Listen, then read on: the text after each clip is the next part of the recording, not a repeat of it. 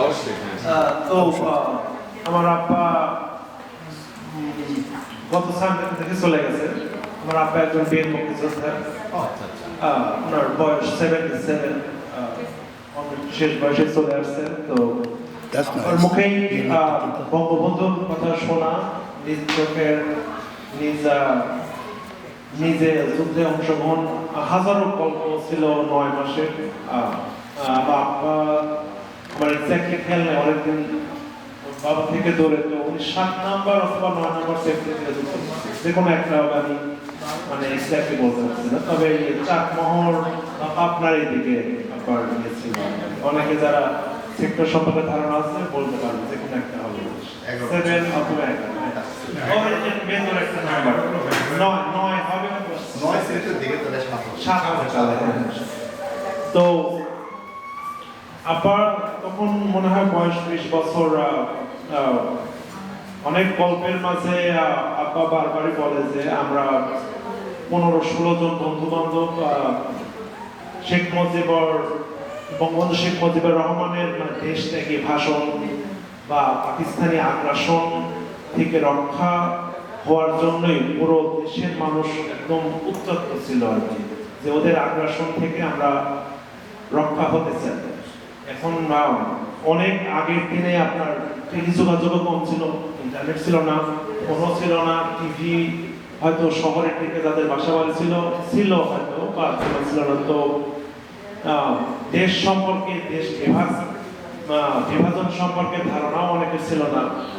47 সালের দেশ পৃথকের পরে পুরো পাকিস্তানের উপর যে জুলুম বছরের পর বছর করা হয়েছে, এটা রিটালিয়েশন থেকে আপনার মানুষ উজ্জীবিত হয়েছিল। সেটা আওয়ামী লীগ 8 নম্বর আছে আমার আপা ফোন তো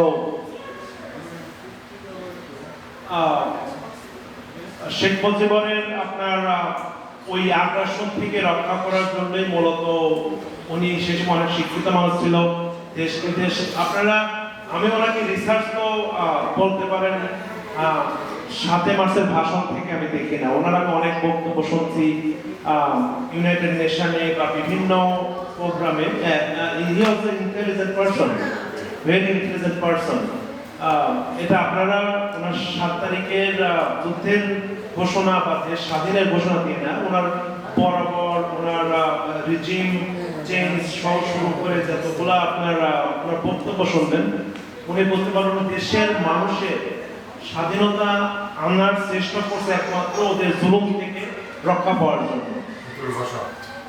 তো যেটা বলতেছিলাম আব্বার মুখে শোনা, আমার ছোটবেলা অনেক আগেই কম বয়সে পরিবার আছে, তো ওভাবে যুদ্ধের গল্প আর শোনা হয় না। আব্বা বললো 15-16 জন আমরা বন্ধু বান্ধব ঠিক করলাম যে আমরা পাকিস্তানি সেনাদের বিরুদ্ধে আমরা যুদ্ধ করবো।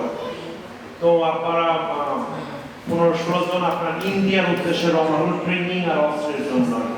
পদ্মার ব্রিজ পার হওয়া নিয়ে অনেক কাহিনী। তো আব্বা বলল যে ইন্ডিয়া পাইতে পাইতে আমরা 15-16 জনের মধ্যে মাত্র 4 জন দেখছিলাম, যে যার মতো মানে আপনার যে যার মতো মানে ভয়ে যাওয়ার প্রতি হত্যা খুন এগুলা থেকে আপনার সবাই অনেকটা পিছপা হয়ে গেছিল। তো বাবা সবসময় বলতো যে যুদ্ধে যাওয়ার সময় একটা কথাই বলেছিল যে মনে হয় আর দেশে মনে হয় জীবন নিয়ে আর ফিরতে পারবো না। তখন তো আর আমরা জানতাম না যে 9 মাসেই আমাদের উদ্ধার হবে, হয়তো কোনোদিন উদ্ধারই হতো না, হয়তো 2 মাসও লাগতো, হয়তো 6 বছরও লাগতো। এবং আমরা দেখছি যুদ্ধ বছরের পর বছর 16-17 বছরও আপনার থেকে যায়। তো 16 ডিসেম্বরে আপনার মোটামুটি পুরো বাংলাদেশি আপনার আব্বার ভাষায় স্বাধীন হয়ে গেছে। কিছু কিছু আপনার যে সেক্টরে কাজ করতেছিল ওইটা নাকি 3-4 দিন আপনার বেশি সময় পরেই আপনার স্বাধীনতা পেয়েছিল। তো বঙ্গবন্ধু আসলে আমাদের বাঙালি জাতির জন্য একটা আশীর্বাদ ছিল। তাছাড়া আপনারা ইতিহাস করে দেখতে পারবেন যে আমাদের পুরো পাকিস্তানের মানুষের কত রকম জুলুম অত্যাচার চলেছে, বড় বড় জব, বড় বড় শিল্প কারখানা, ওরা সবকিছু ওরা দেশ থেকে নিয়ে অন্য দেশে নিয়ে যেত।